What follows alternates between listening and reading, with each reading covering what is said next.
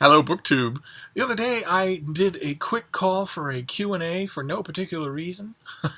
In the back of my mind, I was thinking of it only, to tell you the truth, as a way to needle Adam at Memento Mori. uh, and that was a bit naive because I got bombarded with questions. Far too many questions to do in one video, or maybe even two. so I have the first batch of them on the Kindle, and we're going to go through them.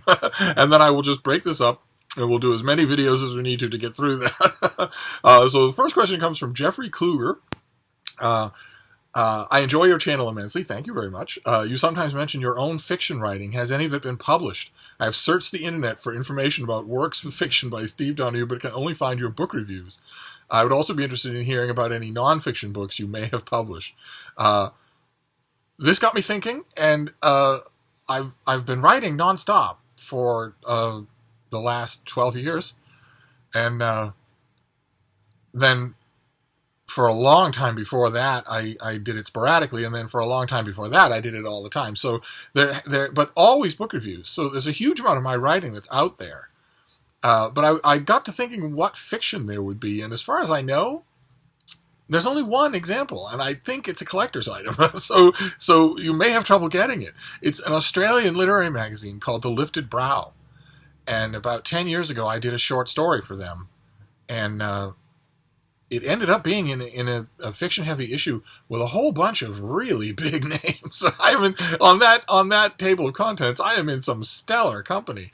And the short story was a tweaked, quick variation on a story that I've mentioned here on this channel a couple of times before. One short story, one novel, one novella, one fictional thing that just will not let me go. I keep going back to it and playing around with it and wondering if maybe there's a long novel in it or whatever. And it's the story of a young man in Prague who's a junkie. He's a loser. And one night, a very cold winter night, a snowy winter night, he overdoses and is huddled in a recessed, closed, locked doorway of an old cathedral, and is certain that he's going to freeze to death. He's certain that he's going to die. And all he's concentrating on is the enormous moon in the winter sky.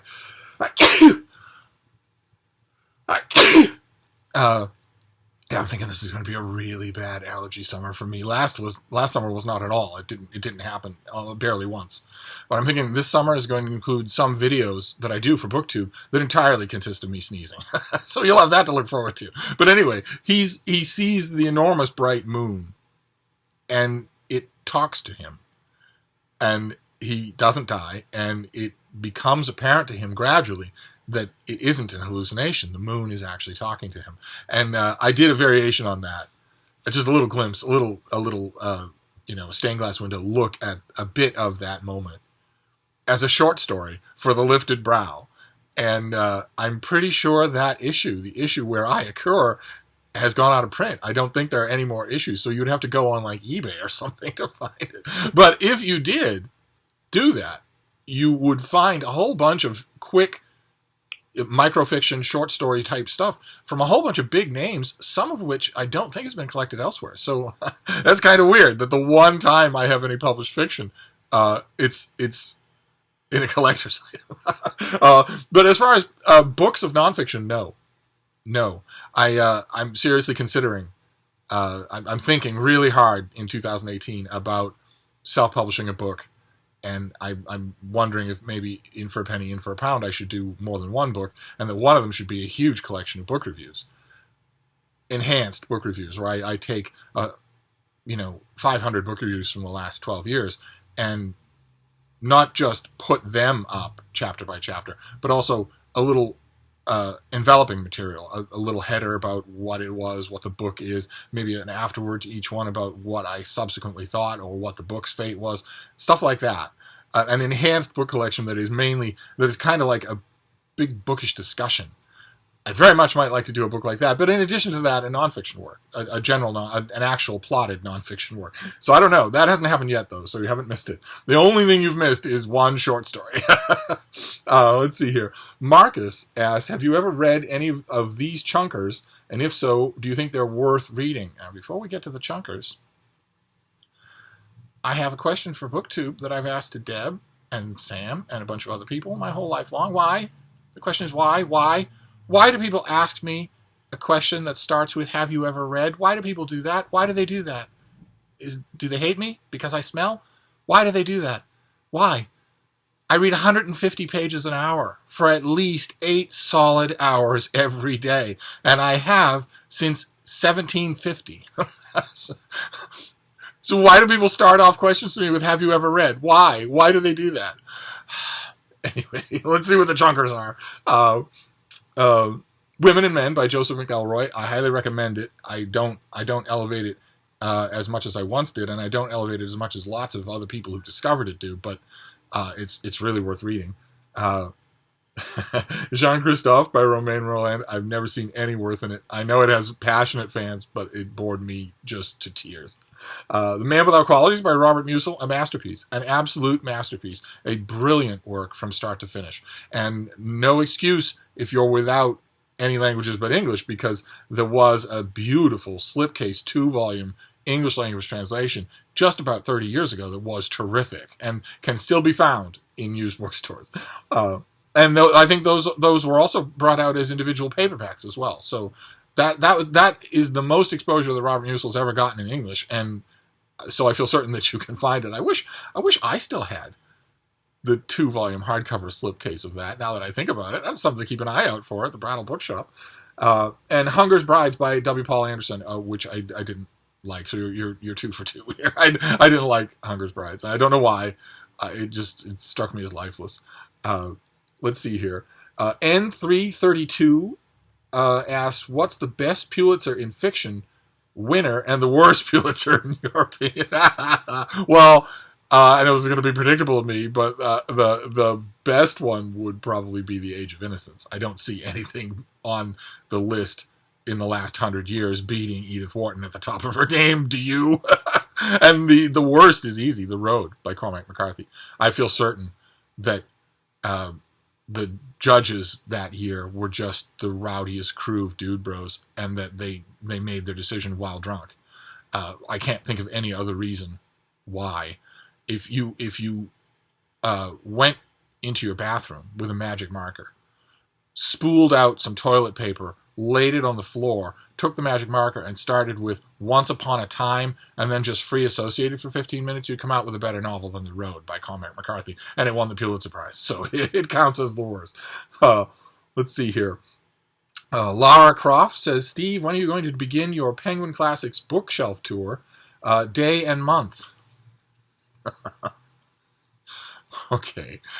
The answer to the question is, I don't know. I very much want to do a Penguin Classic bookshelf tour. And day and month makes me sound like an employee.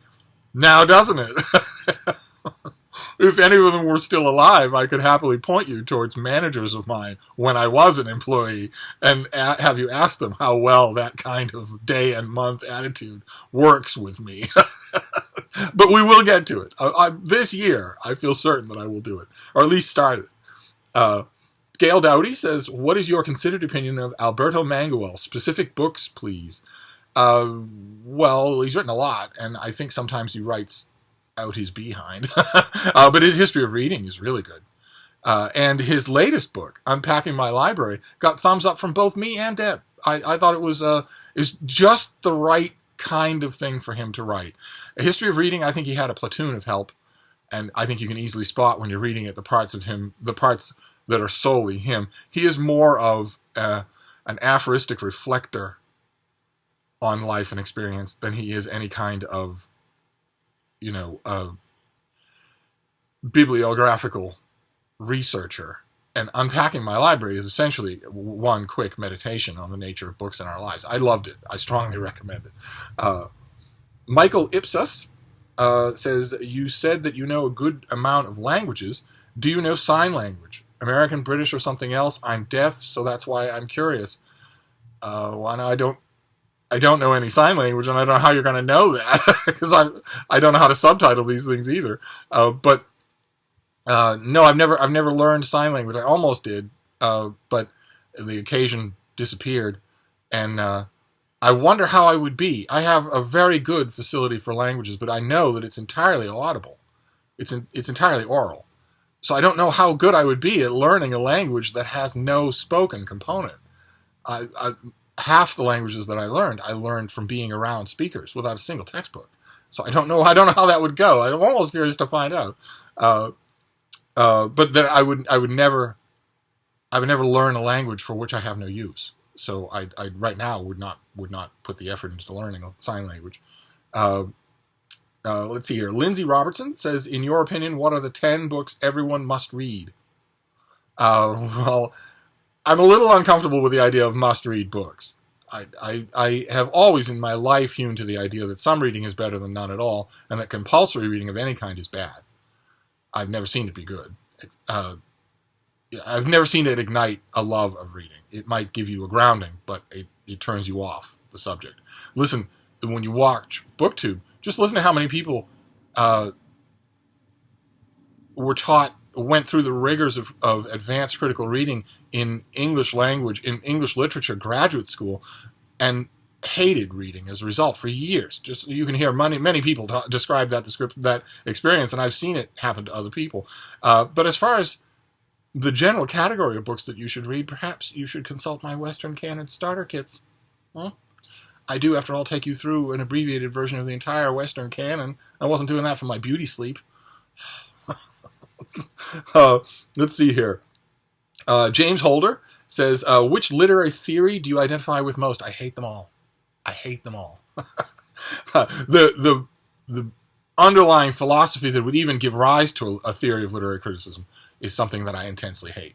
so I don't like any of them, and I don't imagine there is one that I could like. Who is your favorite?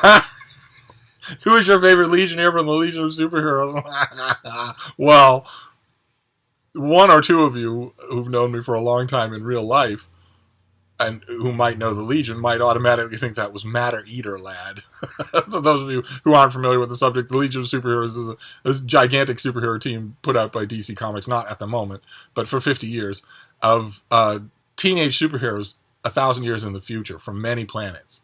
And some of them are ridiculous. Some of their superpowers are ridiculous, and some of them aren't. Some of them are impressive, and some of them aren't. And one of them, Tensla Chem, is from a planet whose inhabitants, all of whom, have developed a mutated ability to eat virtually anything.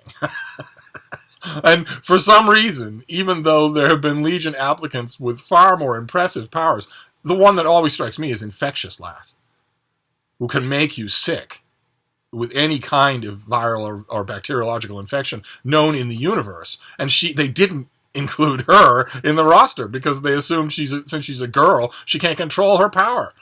But a person who could control that power, if we operated on the assumption that Infectious Lass was probably nervous at her Legion tryout and really can control that power, okay, well, how big of a badass is Darkseid or Thanos if they've got the world's worst bout of gastroenteritis? They're not at all. Napoleon would not have been at any of his signature victories if he had really bad gastroenteritis. No one would. You have to assume that if even Superman has a digestive system, that he must therefore have digestive microorganisms. If Infectious Lass can give him the trots, then she can take out anybody.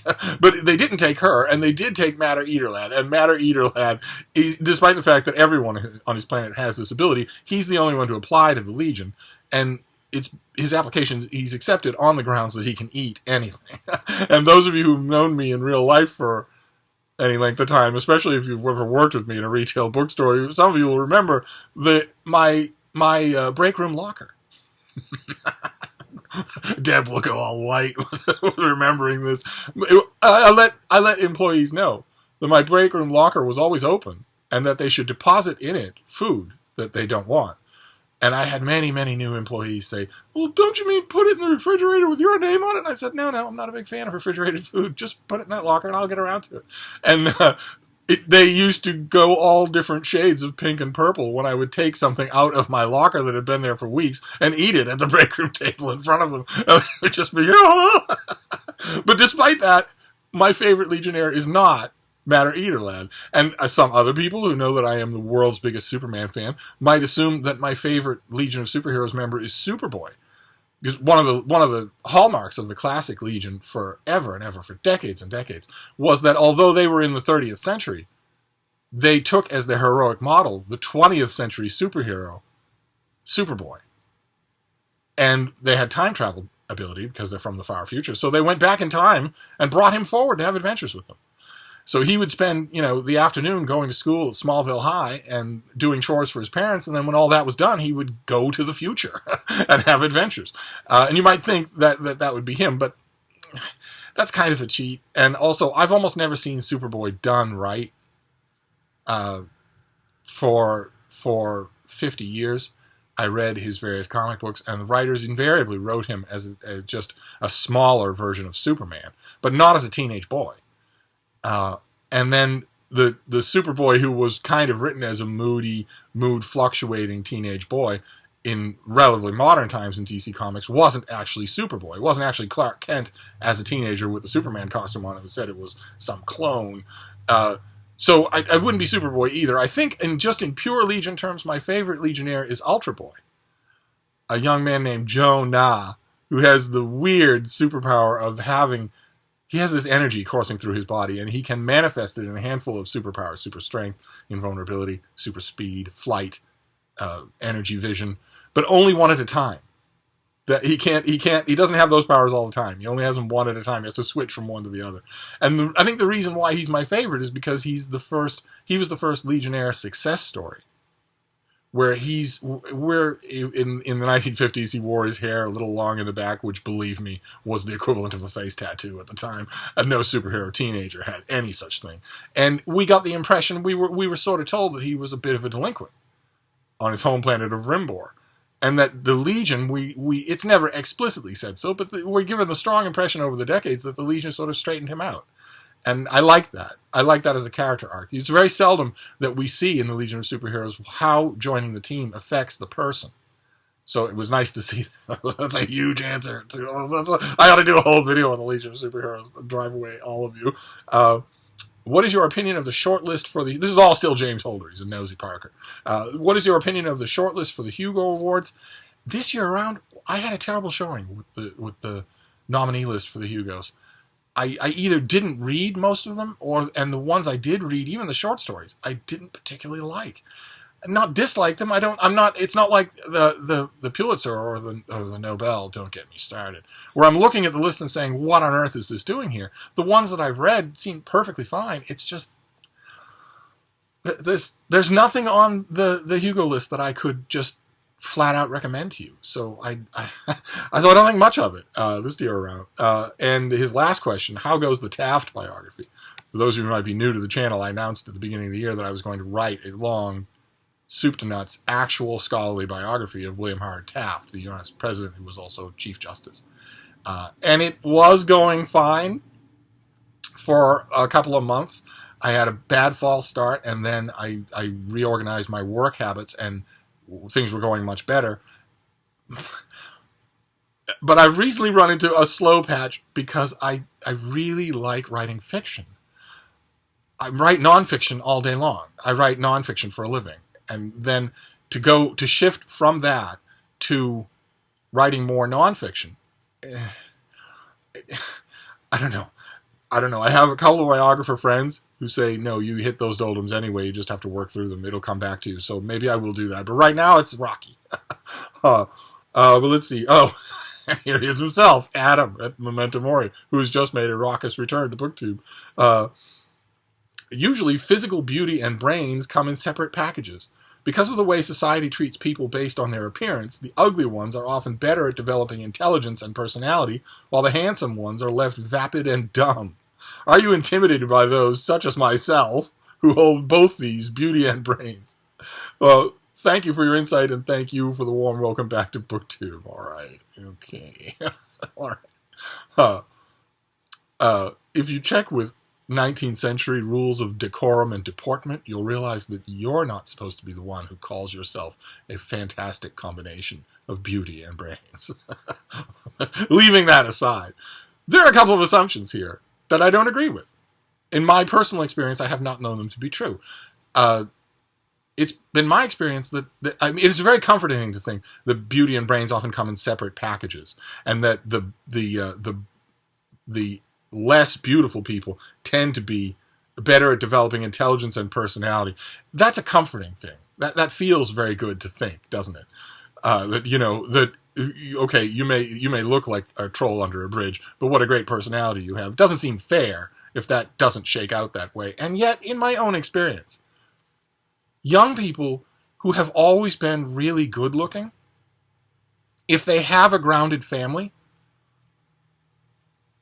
to me end up being, I have always known them to almost always known them to be really smart and confident in learning new things. The total acceptance that they've been given from society all along their lives works wonders in their person, provided they're well-grounded, provided their family doesn't make them vain.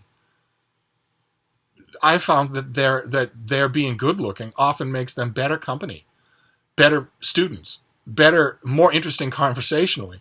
I have often found that ugly people, especially ugly young people, it tends to prey on them. And of course, it's helped to prey on them by the fact that most of their peers are a-holes.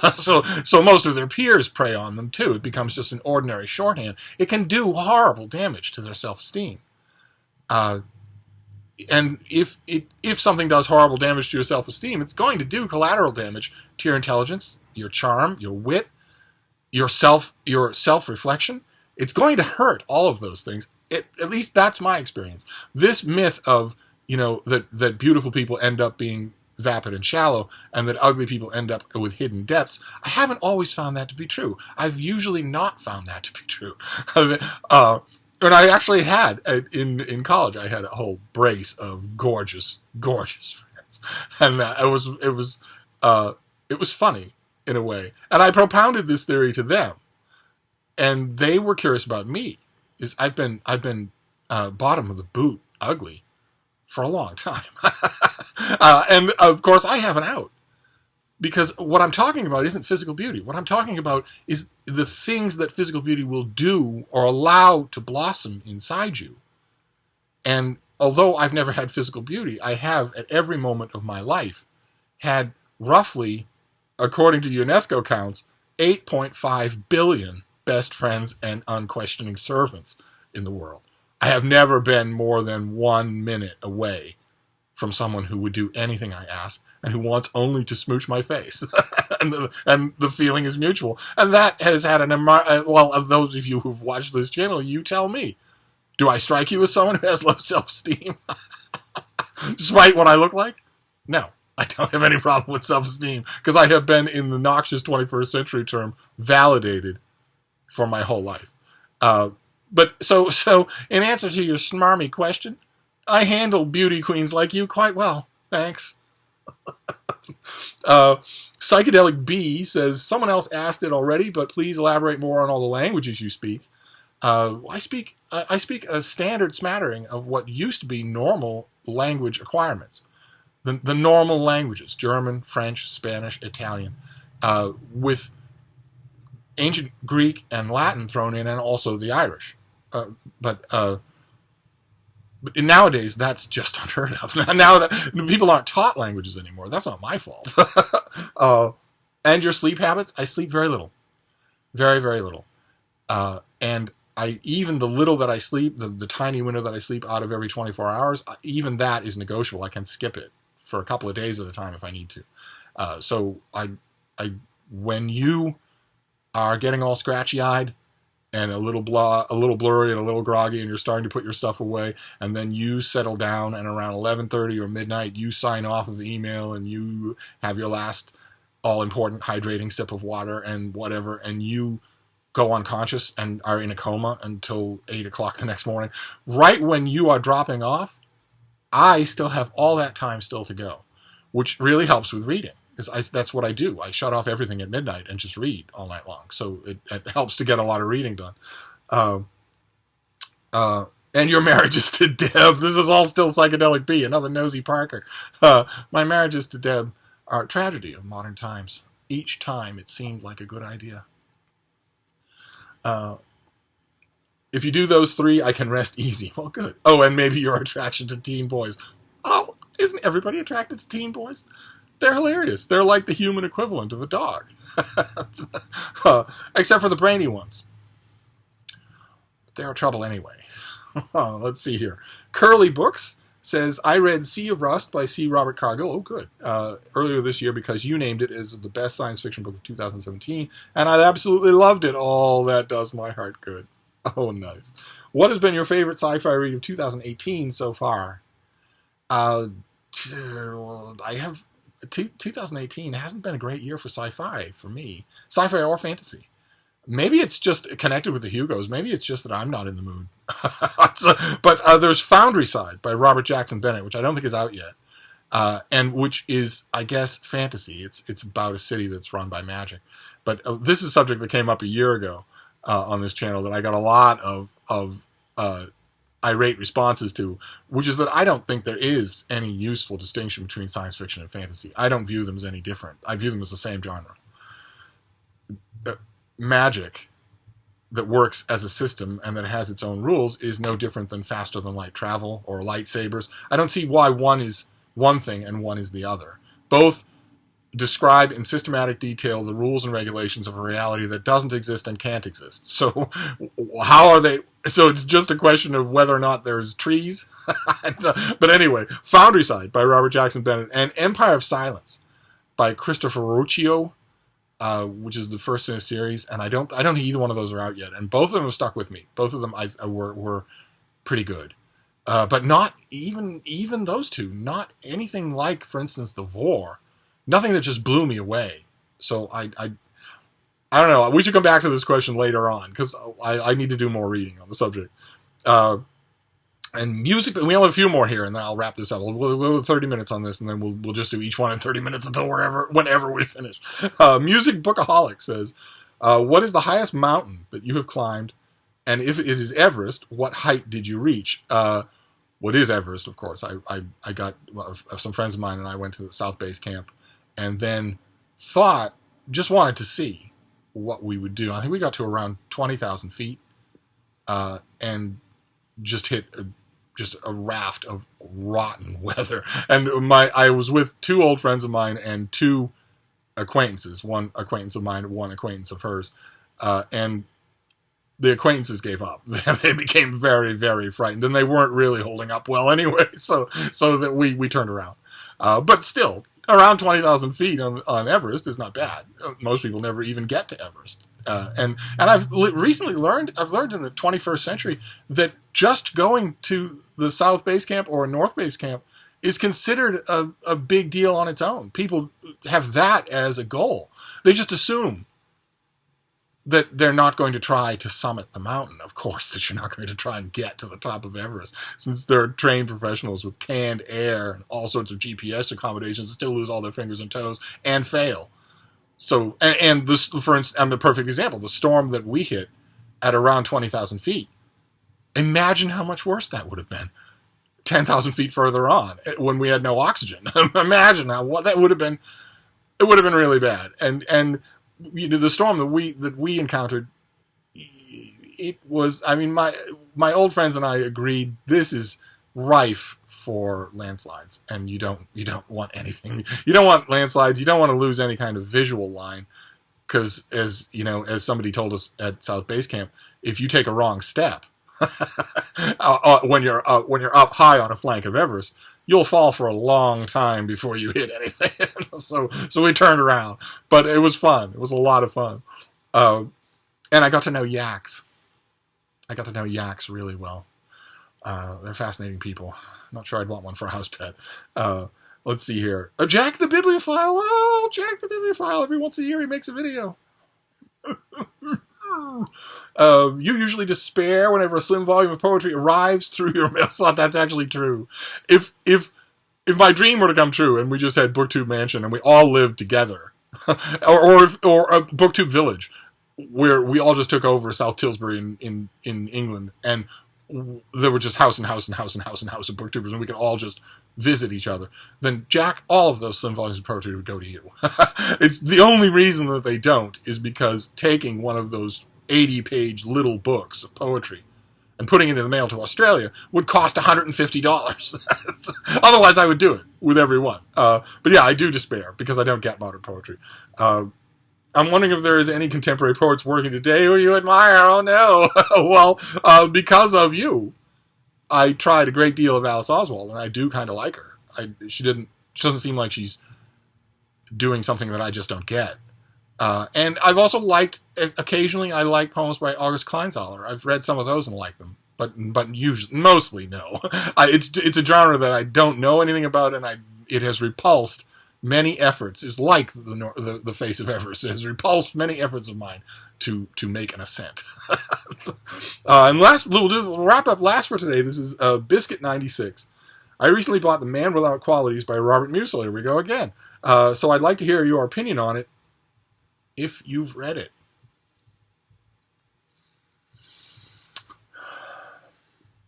Why do people do that? Why? Why do they do that? Why? Why do they do that?